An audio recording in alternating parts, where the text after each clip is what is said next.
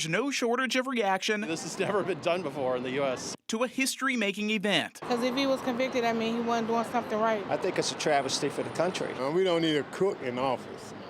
We need a president. There's a lot of felons in America, and just because you're a felon doesn't mean you shouldn't have an opportunity. A New York jury's conviction of former President Donald Trump on 34 felony counts might not do much to sway voters, according to Emory University political scientist Dr. Andra Gillespie. Just because he's been convicted of a felony does not preclude him from being able to run for office. How do voters in the middle, how do independent voters, how do reluctant Republican voters now think about this particular issue? As President Biden and Mr. Trump get set to debate in just 4 weeks here in Atlanta, GOP strategist Brian Robinson says Biden has to avoid gloating to avoid the appearance of corruption. You're going to see Donald Trump, however, go on offense of being a martyr, being persecuted, being treated unfairly. The GOP are turning the verdict into a victory. Georgia Governor Brian Kemp says the trial was driven by partisan politics. Republican fundraising sites crashed due to an overload of donations. Georgia Republicans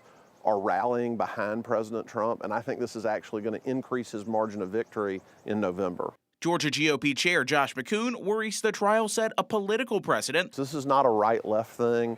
It's not a Democrat-Republican thing. It's not a Donald Trump thing.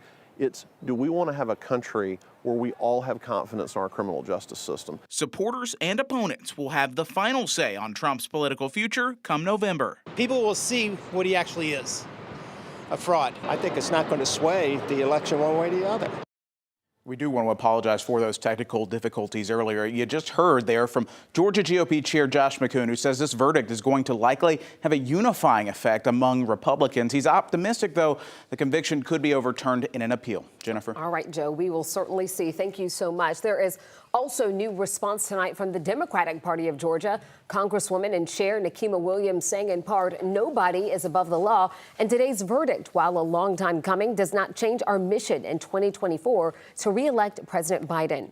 She goes on to say, convicted felon or not, Donald Trump is the Republican nominee for president, and Georgians cannot afford a second term of our freedoms being ripped away by an unhinged and even more dangerous candidate.